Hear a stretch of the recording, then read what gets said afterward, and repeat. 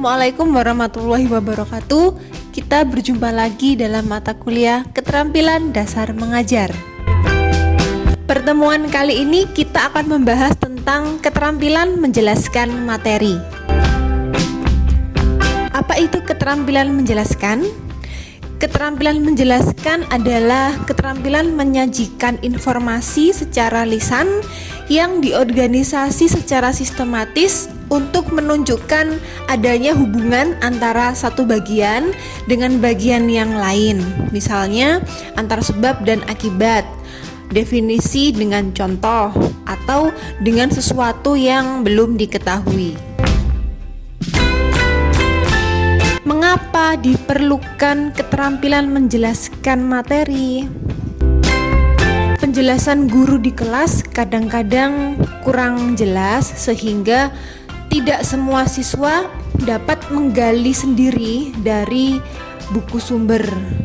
Selain itu, kurangnya sumber pembelajaran di kelas membuat siswa kurang bisa memahami materi, sehingga perlu adanya penjelasan dari guru.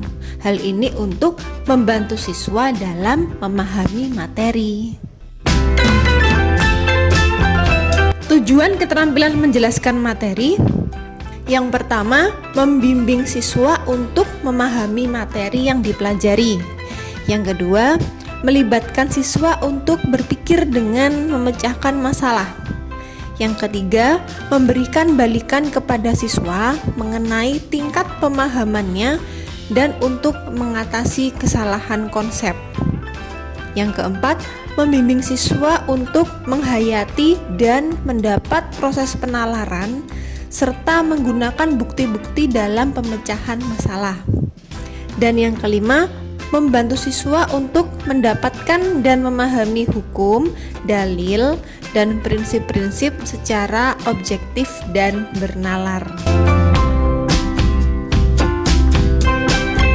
Prinsip keterampilan menjelaskan materi ada 6. Yang pertama, dapat diberikan pada bagian awal, tengah, atau akhir pelajaran. Yang kedua, penjelasan dapat diselingi dengan tanya jawab antara guru dengan siswa. Yang ketiga, penjelasan dari guru harus relevan dengan tujuan pembelajaran. Yang keempat, penjelasan dapat diberikan bila ada pertanyaan dari siswa atau bisa direncanakan oleh guru itu sendiri. Yang kelima, materi pelajarannya harus bermakna bagi siswa. Dan yang keenam, penjelasan harus sesuai dengan kemampuan siswa. Prinsip-prinsip tersebut perlu dikuasai oleh seorang guru agar dalam menjelaskan kepada siswa itu benar-benar bisa membuat siswa memahami betul apa yang sedang dipelajari, karena keberhasilan siswa dipengaruhi oleh kemampuan guru dalam memberikan penjelasan materi pelajaran. Pembahasan berikutnya adalah komponen keterampilan menjelaskan materi. Ada 2 komponen. Yang pertama, komponen merencanakan, dan yang kedua, komponen menyajikan. Komponen merencanakan meliputi isi pesan dan karakteristik siswa. Isi pesan yang dimaksud di sini adalah materinya, meliputi analisis masalah secara keseluruhan. Dalam hal ini termasuk mengidentifikasikan unsur-unsur apa yang akan dihubungkan dalam penjelasan tersebut. Yang kedua, penemuan jenis hubungan yang ada antara unsur-unsur tersebut itu perlu dikaitkan. Dan yang ketiga, penggunaan hukum atau generalisasi yang sesuai dengan hubungan yang telah ditentukan. Untuk karakteristik siswa, merencanakan suatu penjelasan harus mempertimbangkan penerima pesannya. Nah, penjelasan yang disampaikan tersebut sangat tergantung pada kesiapan siswa yang mendengarkannya. Hal ini berkaitan erat dengan jenis kelamin, usia, kemampuan, latar belakang, serta lingkungan belajar. Oleh karena itu, Dalam merencanakan suatu penjelasan, harus selalu mempertimbangkan faktor-faktor tersebut.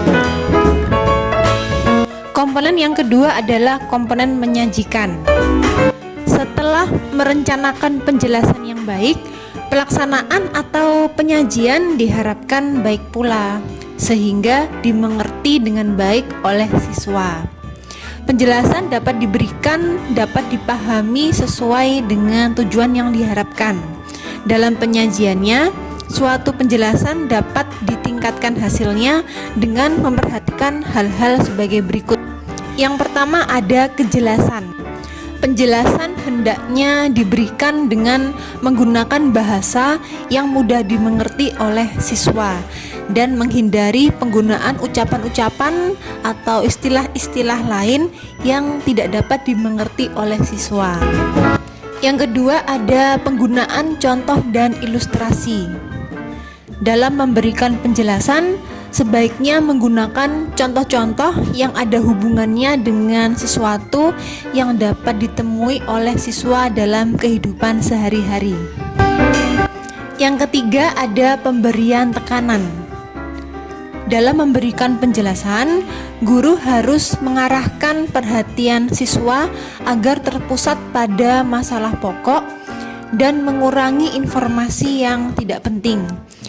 Dalam hal ini, guru dapat menggunakan tanda atau isyarat lisan seperti yang terpenting, atau perhatikan baik-baik konsep ini, atau bisa menggunakan kalimat perhatikan yang ini perlu diingat-ingat dan lain sebagainya. Cara menekankan dapat diberikan dengan cara memberi tekanan suara. Juga dapat dengan gaya mengajar, mimik, gerak-gerik badan maupun tangan, atau menggunakan tanda isyarat. Yang keempat, ada penggunaan balikan. Guru hendaknya memberi kesempatan kepada siswa untuk menunjukkan pemahaman, keraguan, atau ketidakmengertiannya ketika penjelasan itu diberikan. Berdasarkan balikan tersebut, guru perlu melakukan penyesuaian dalam penyajiannya. Misal dari kecepatannya, atau memberi contoh tambahan, atau juga dengan mengulangi kembali hal-hal yang penting. Dalam memberikan penjelasan, diperlukan juga penggunaan intonasi bahasa yang sesuai dengan materi yang dijelaskan. Nah, dalam menyajikan penjelasan, guru hendaknya tidak hanya bicara sendiri saja atau monolog, melainkan juga memberi kesempatan kepada siswa untuk menunjukkan pengertiannya atau ketidakmengertiannya. Tidak cukup guru mengatakan sudah jelas atau siapa yang belum jelas. Nah, lebih baik mengajukan pertanyaan konkret kepada siswa mengenai hal yang baru dijelaskan atau memancing pertanyaan dari siswa. Dengan mengajukan pertanyaan-pertanyaan itu, guru dapat mengetahui sampai sejauh mana siswa dapat menyerap penjelasan yang diberikan. Nah, dari setiap penjelasan dapat diikuti dengan latihan soal atau penerapannya, sehingga guru akan mengetahui sejauh mana pemahaman siswa terhadap materi pelajaran yang sudah disampaikan. Sekian materi kita kali ini, sampai jumpa di materi berikutnya. Terima kasih dan wassalamualaikum warahmatullahi wabarakatuh.